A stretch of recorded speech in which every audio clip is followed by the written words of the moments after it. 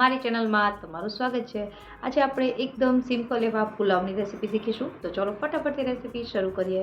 અને રેસીપી પસંદ આવે તો વિડીયોને લાઇક અને ચેનલને સબસ્ક્રાઇબ કરવાનું ના ભૂલતા। તો પુલાવ બનાવવા માટે મેં અહીં 1 કપ બાસમતી ચોખાને અડધી કલાક માટે પલાળીને રાખ્યા હતા। હવે આપણે અહીં એક મોટી તપેલીમાં 3 થી 4 ગ્લાસ જેટલું પાણી ગરમ કરવા માટે રાખીશું। પાણી ગરમ થાય એટલે 1/4 કપ જેટલા લીલા વટાણા, 1/4 કપ જેટલું ઝીણું સમારેલું ગાજર, ત્યારબાદ પુલાવમાં સુગંધ સરસ આવે એની માટે 3 ટુકડા તજના, 4 નંગ ઇલાયચી અને ભાતનો દાણો છૂટો થાય એ માટે 1 મોટી ચમચી જેટલું ઘી। આ બધી વસ્તુને મિક્સ કરી લેશું અને ત્યારબાદ અહીં 1 ટીસ્પૂન જેટલું મીઠું ઉમેરીશું। મીઠું તમારે ચોખાની ક્વોન્ટિટી પ્રમાણે વધતા ઓછું કરવું। હવે થોડું આ બધી વસ્તુ છે ઉકળી જાય એટલે જે આપણે બાસમતી ચોખા પલાળીને રાખ્યા તેમાંથી પાણી વધારાનું કાઢી અને ચોખા ઉમેરી દેવાના છે।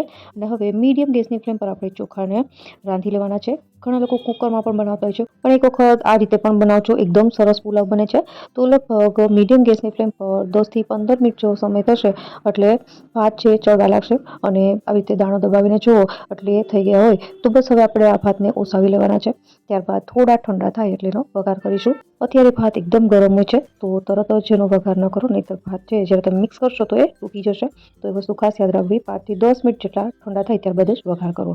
હવે વઘાર કરવા માટે અહીં એક કઢાઈમાં મેં 1 ટેબલસ્પૂન જેટલું તેલ ગરમ કરવા માટે રાખી દીધું છે અને તેલ ગરમ થાય એટલે 1 ટીસ્પૂન જેટલું જીરું કકડે એટલે પિંચ જેટલી હિંગ, ત્યારબાદ થોડા મીઠા લીમડાના પાન, 2 થી 3 તીખી લીલી મરચી ઝીણી સમારેલી અને ત્યારબાદ અહીં મેં કાજુ અને બદામ છે આવી રીતે મોટા મોટા ટુકડામાં કટ કરી લીધા છે, એને એડ કરી દઈશું અને મિક્સ કરી લઈશું।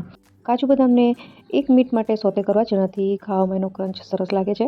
હવે આપણે કાજુ બદામ સોતે થઈ જાય એટલે જે આપણે ભાત બનાવીને રાખ્યા હતા એ એડ કરી દઈશું અને ત્યારબાદ હવે કરીએ મસાલા। તો મસાલામાં સૌપ્રથમ અહીં અડધી ટીસ્પૂન જેટલો તજનો પાવડર, ત્યારબાદ અડધી ટીસ્પૂન જેટલો ધાણાનો પાવડર અને થોડું મીઠું, કાજુ બદામને બધું એડ કર્યું છે એના માટે, અને ત્યારબાદ 1/4 ટીસ્પૂન જેટલો ગરમ મસાલો। હવે આ બધી જ વસ્તુને મિક્સ કરી લઈશું। અહીં મેં ડુંગળીનો ઉપયોગ નથી કર્યો કારણ કે ઘણી વખત ડુંગળીનો ઉપયોગ કરવાથી જે પુલાવ છે ને તમે જો ટ્રાવેલિંગમાં લઈ જવું હોય તો ન લઈ જઈ શકો, તો ડુંગળીનો ઉપયોગ જો તમારે કરવો હોય તો કરી શકાય। જ્યારે તમે વઘાર કરો ત્યારે જ ડુંગળી એડ કરી દેવી, પણ હું આ પુલાવ આવી રીતે એકદમ સિમ્પલ રીતે જ બનાવું છું। તો મિક્સ કરી લીધા બાદ આપણો આ પુલાવ તૈયાર છે। અહીં બીજા કોઈ પણ મસાલા કરવાની જરૂર નથી।